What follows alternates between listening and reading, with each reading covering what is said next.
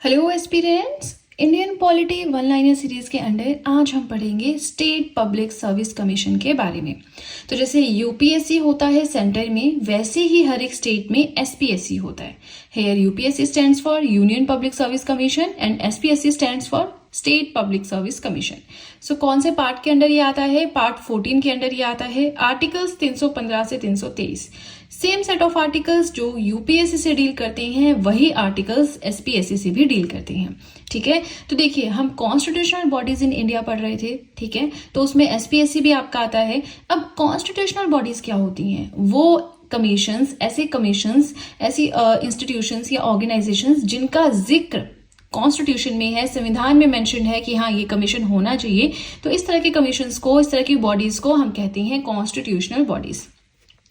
अब जो भी कॉन्स्टिट्यूशनल बॉडीज होती हैं इनके लिए proper defined set of article होता है कि हाँ ये आर्टिकल उससे डील करता है, क्योंकि संविधान में मेंशन है ना, तो आर्टिकल भी होगा उससे रिलेटेड।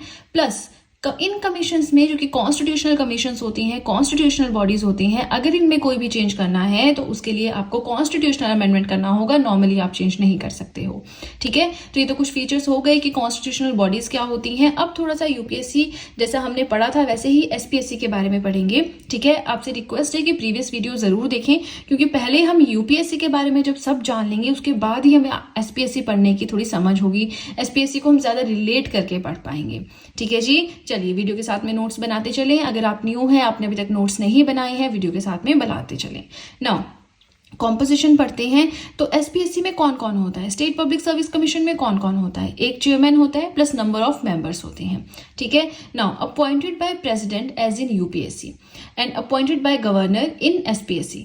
अब जो चेयरमैन होते हैं, मेंबर्स होते हैं, यूपीएससी में अपॉइंट किए जाते हैं किसके द्वारा? प्रेसिडेंट के द्वारा। तो सेम वैसे ही जैसे प्रेसिडेंट के द्वारा यूपीएससी में अपॉइंट किए जाते हैं चेयरमैन एंड मेंबर्स, वैसे ही स्टेट पब्लिक सर्विस कमीशन में अपॉइंटमेंट चेयरमैन एंड मेंबर्स की होती है गवर्नर के थ्रू। ये दोनों चीजें मैंने यहाँ पे लिखी ताकि आप डिफरेंशिएट कर सकें। ऐसा नहीं इनको भी प्रेसिडेंट करता है।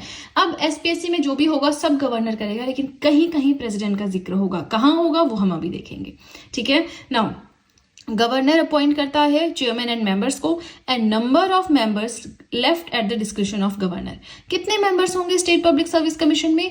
वो डिपेंडेंट है गवर्नर पे, वो जितने चाहेगा उतने होंगे। प्रेसिडेंट यूपीएससी के केस में प्रेसिडेंट पे होता था ये डिस्क्रिप्शन, ये पावर प्रेसिडेंट के पास ही स्पेसिफाई करना कि कितने मेंबर्स होंगे। तो वैसे ही एसपीएससी में ये पावर गवर्नर के पास होती है।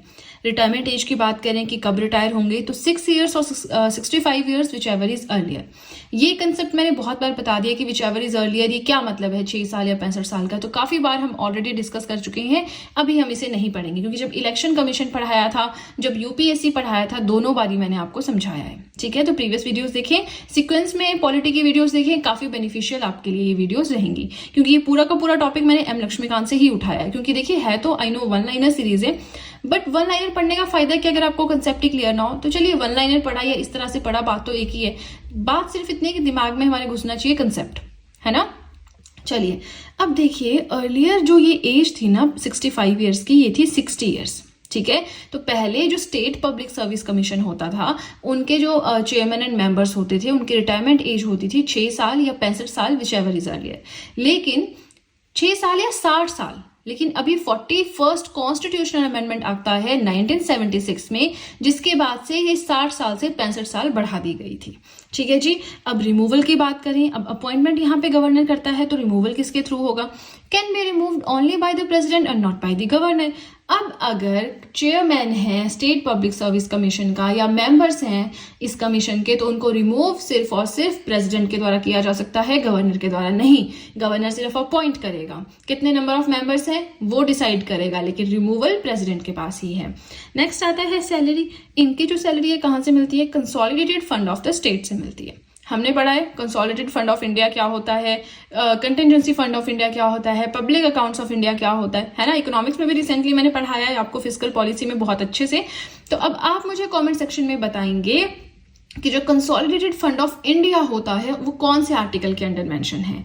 ठीक है, काफी बार मैं पढ़ा चुकी हूँ। इकोनॉमिक्स में भी मैंने ये कंसेप्ट पढ़ाया है, फिस्कल पॉलिसी के अंडर, पॉलिटी में भी मैंने ये पढ़ाया है आपको। ठीक है, now not subject to vote of the state legislature. State legislature में कोई राइट नहीं है इनका कि जाके ये वोट करेंगे, ठीक है। प्लस इनकी सैलरी जो है हर एक स्टेट का भी अपना कंसोलिडेटेड फंड होता है, वहां से निकल कर आती है। अब क्या ये एलिजिबल है अपॉइंटमेंट के लिए या नहीं है एलिजिबल, वो भी देखना पड़ेगा ना।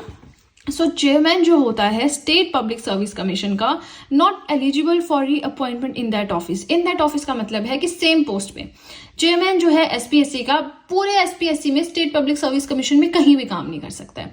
फॉर एग्जाम्पल मध्य प्रदेश का चेयरमैन था तो वो पूरी इंडिया में, मध्य प्रदेश जो स्टेट पब्लिक सर्विस कमीशन है, ऐसा नहीं एमपी में ही काम नहीं करेगा, वो कहीं भी काम नहीं कर सकता है। वैसे ही जो मेंबर्स होते हैं स्टेट पब्लिक सर्विस कमीशन के, वो भी जो है नॉट एलिजिबल फॉर री अपॉइंटमेंट, है ना। Now known as the watchdog of merit system in the state। जैसे कि यूपीएससी को कहते हैं watchdog of merit system in India, वैसे ही इसे कहते हैं स्टेट में मेरिटोरियस स्टूडेंट पे नजर रखता है, उनको अपनी ओर खींच लेता है, ऐसा कुछ करके याद रख लीजिएगा, ठीक है जी। अब एक और कंसेप्ट आता है joint state public service commission. अब देखिए 2 और मोर स्टेट्स, अगर 2 या 2 से ज्यादा स्टेट्स का common state public service commission बनाया जाए तो उसे कहते हैं joint state public service commission. जैसे कि ज्वाइंट कैपिटल्स होती हैं, हमारा जो पंजाब है अलग स्टेट है, हरियाणा है अलग स्टेट है, बट दोनों की ज्वाइंट कैपिटल क्या है, चंडीगढ़, है ना। तो वैसे ही joint state public service commission भी होता है 2 या 2 से ज्यादा स्टेट्स का, but it can be created only by the act of parliament. Parliament एक एक्ट पास करेगा, उसके बाद में ही ऐसा कमीशन बनाया जा सकता है, only on the request of state legislatures concern. जो कंसर्न स्टेट लेजिस्लेचर्स हैं, for example Madhya Pradesh and Rajasthan चाहता है कि हमारा एक ही स्टेट पब्लिक सर्विस कमीशन हो, तो मध्य प्रदेश और राजस्थान पहले अपने स्टेट लेजिस्लेचर समझते हैं ना, लेजिस्लेटिव असेंबली, लेजिस्लेटिव काउंसिल, ये मैंने पढ़ाया है आपको, इसी सीरीज के अंदर पढ़ाया है, राइट। तो जब उनसे कंसर्न करेंगे उसके बाद वो पार्लियामेंट में जाएंगे कि हाँ जी ऐसा ऐसा करना है, अपना जो है जो भी पेपर वर्क है वो करेंगे, फिर पार्लियामेंट उस पर एक्ट पास करेगा, उसके बाद से joint state public service commission बनेगा। अब इसके जो चेयरमैन एंड मेंबर्स होते हैं वो अपॉइंट किए जाते हैं प्रेसिडेंट, गवर्नर के द्वारा अपॉइंट नहीं किए जाएंगे, क्योंकि मान लीजिए 4 स्टेट्स का एक joint state public service commission बन रहा है, तो वो कौन सी स्टेट का गवर्नर अपॉइंट करेगा, है ना। ऐसे करके भी आप याद रख सकते हैं। तो जो प्रेसिडेंट होते हैं वो जेएसपीएससी का चेयरमैन एंड मेंबर्स के अपॉइंटमेंट का ध्यान रखते हैं। रिटायरमेंट एज 6 ईयर्स और 62 years which ever is earlier, ठीक है जी। अब देखिए इसी के साथ हमारे आज का ये जो टॉपिक था एसपीएससी ये हुआ कंप्लीट। कोई भी फीडबैक है आप मुझे कमेंट सेक्शन में दे सकते हैं। अब आप कहेंगे कि हमने चेयरमैन तो पढ़ा ही नहीं, तो देखिए इंडिया में कितने सारी स्टेट्स हैं, हर एक स्टेट का अपना पब्लिक सर्विस कमीशन है, हर एक पब्लिक सर्विस कमीशन के अपने चेयरपर्सन है, मेंबर्स हैं, तो मैं हर एक का तो नहीं बता सकती यहाँ पे, लेकिन हाँ कौन से स्टेट में आप हैं, ठीक है ना।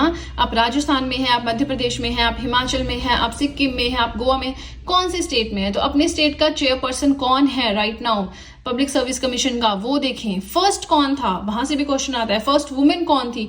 फिर तो देखिए आपको पता है पब्लिक सर्विस कमीशन स्टेट के पर्सपेक्टिव से बिल्कुल अलग टॉपिक हो जाता है, तो वो तो पूरा पढ़ना पड़ेगा, है ना। बट अपने अपने स्टेट के जो आपके चेयरपर्सन हैं पब्लिक सर्विस कमीशन के, उनका नाम आप मुझे कॉमेंट सेक्शन में बताएंगे, ठीक है जी। चलिए इसी के साथ हमारा आज का टॉपिक हुआ कंप्लीट। वीडियो पसंद आए तो लाइक जरूर कीजिएगा, चैनल को जरूर सब्सक्राइब करें, बेल आइकन को प्रेस करें, सो दैट मैं जैसे कोई वीडियो अपलोड करूं सबसे पहले नोटिफिकेशन आपके पास पहुंचे। प्लस जो भी आपके फ्रेंड्स हैं जो भी गवर्नमेंट एग्जाम्स के लिए प्रिपेयर कर रहे हैं उनके साथ भी मेरे चैनल का लिंक जरूर शेयर करें, so that in hand written notes का उन्हें भी कुछ फायदा हो सके। तो चलिए फ्रेंड्स आज के लिए इतना ही, अब हम मिलेंगे नेक्स्ट वीडियो में। So that's it and see you soon.